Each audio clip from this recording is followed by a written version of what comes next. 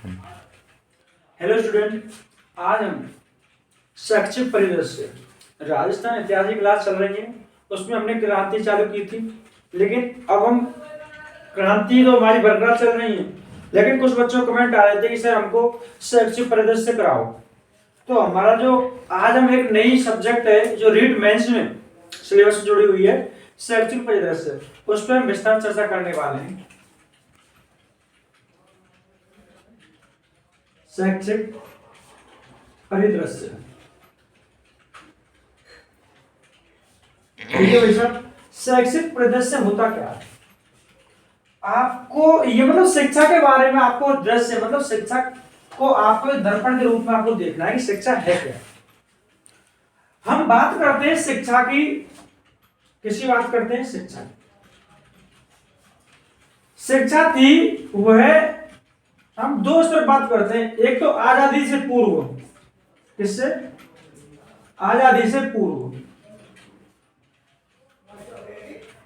और एक बात करते हैं आजादी से, आजादी के बाद।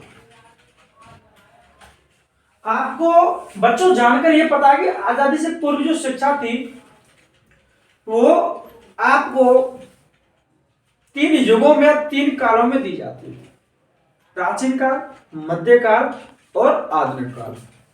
मैं आपको बता दूं कि तीन काल कौन कौन से थे। एक आपका प्राचीन काल था, एक आपका मध्यकाल था, और एक आपका आधुनिक काल था, मॉडर्न आधुनिक काल। प्राचीन काल में जो शिक्षा थी ना, वह संस्कृत भाषा में दी जाती थी, और गुरुकुलों में शिक्षा दी जाती थी। संस्कृत उनकी जो संचार की जो भाषा थी, जो भाषा का जो विनिमय होता था, जो एक दूसरों तक भाषा पहुंचाई जाती थी, वो संस्कृत के माध्यम से पहुंचाई जाती थी। संस्कृत उसमें क्या थी? मेन एम ऊपर दबाती थी।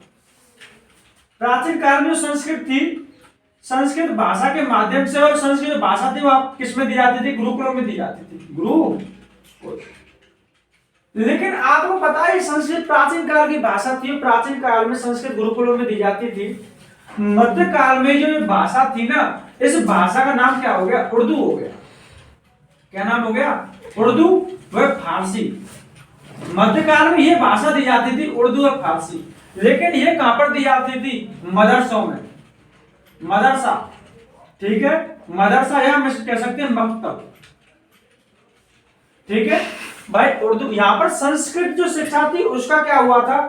हल्का सा क्या हुआ था, उसकी मतलब कमी, मतलब वृद्धि में कमी आई थी, क्योंकि यहां पर मुगल काल था, मुगल काल में उर्दू और फारसी भाषा का चलन था।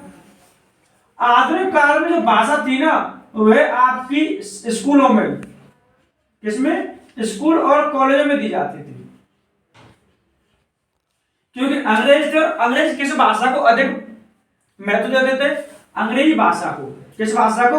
अंग्रेजी भाषा को। अंग्रेजों ने कहा कि तुम भाई अंग्रेजी भाषा को सीखो, क्योंकि जो अंग्रेजों की जो बोली थी वो अंग्रेजी थी, और उनको जो अपने भाषा में जिस बोली का क्या करते थे? प्रयोग करते थे, अंग्रेजी का करते थे। तो इन्होंने जो शिक्षा दी थी स्कूल और कॉलेजों में, अंग्रेजी शिक्षा दी थी। अब कुछ आयोग आए, कुछ क्या हुए, कुछ आयोग स्थापित किए गए। मैं बात करता हूं 1813 ईस्वी में चार्टर एक्ट आया। कौन सा एक्ट? चार्टर एक्ट आया, ठीक है। यदि आप रीट की तैयारी कर रहे हो तो आपको इतना ही चल जाएगा कि 1813 में चार्टर एक्ट आया। यदि आप फर्स्ट ग्रेड और अन्य जो आप प्रोफेसर की जब आप पढ़ोगे, प्रोफेसर में आपको चार्टर एक्ट के बारे में पूरा पढ़ने को मिलेगा, ठीक है। उसके बाद बात करते हैं 1835 ईस्वी में। 1835 में मेघालय घोषणा पत्र आया। मेघालय का घोषणा पत्र, मेघालय ने अपना एक घोषणा लिखी थी, उस घोषणा पत्र था, उसको 1835 में यह शिक्षा के क्षेत्र में क्या किया गया था? लागू किया गया था। उसके बाद हम बात करते हैं 1854 ईस्वी में। 1854 में वुड डिस्पैच आया। कौन सा डिस्पैच? Wood dispatch. इसने भी अपना क्या वुड डिस्पैच शिक्षा के क्षेत्र में लागू किया। 1882 ईस्वी में एक आया हंटर कमीशन। हंटर कमीशन ठीक है, कमी, सॉरी यहाँ पर एक गलत हो गया, इसको दूसरे ही कर लो, कमीशन। ठीक है सर। उसके बाद 1902 में आता है एक आयोग, रोले आयोग। कौन सा आयोग? रोले आयोग। ये आपको जो चर्चा करेंगे पूरी पूरी, ठीक है। उसके बाद जो महात्मा गांधी ने 1937 में बुनियादी शिक्षा पर जोर दिया कि बच्चों को ऐसी शिक्षा दो जिससे बच्चों क्या हो, बच्चों की सार्वभौमिक मतलब सार्वभौमिकरण हो, कि बच्चों को आप कला भी दो, बच्चों को आप खिलाओ, क्योंकि मतलब खेल के मतलब खेल के क्षेत्र में बच्चे जाएं, कला के क्षेत्र में बच्चे जाएं, ऐसी कुछ गतिविधि करवाओ। ऐसा नहीं तो बच्चों को केवल पढ़ाई रहे हो। ठीक है। ये बुनियादी शिक्षा का जो लाने का श्रेय कौन था? गांधी थे, बुनियादी शिक्षा। उसके बाद साहब 1944 में एक सार्टिंग समिति ये गठित हुई थी, सार्टिंग समिति। ये कब की बात है? आजादी से पूर्व की बात है, शिक्षा के क्षेत्र में। आपको बात हो गई है, आजादी से पूर्व की बात है। अब मैं बात करता हूं शिक्षा पर। किस पर? शिक्षा। ठीक है।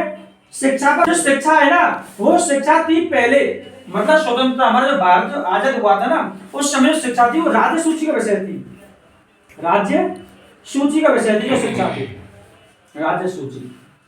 ठीक है। लेकिन 42वें संविधान संशोधन, 42वें संविधान संशोधन, 42वां संविधान संशोधन कब हुआ था? 1976 में। इसमें जो शिक्षा थी ना, वो शिक्षा को समवर्ती सूची का विषय माना गया। समवर्ती सूची का, पहले थी राज्य सूची का, अब समवर्ती, मतलब शिक्षा है वो केंद्र में भी, केंद्र का विभाग है और राज्य का विभाग है। लेकिन हमारे आजादी के समय जो शिक्षा थी वो राज्य सूची का विषय थी। पहले राजस्थान में की शिक्षा अलग थी और केंद्र की अलग थी। लेकिन अब क्या है, 42वें संविधान संशोधन 1976 के माध्यम से शिक्षा क्या समवर्ती सूची का विषय है। समझ में आ गया? अब आगे और बढ़ते हैं। ठीक है। इतनी जानकारी के लिए आपको बहुत बहुत धन्यवाद। वीडियो को लाइक करें, कमेंट करें।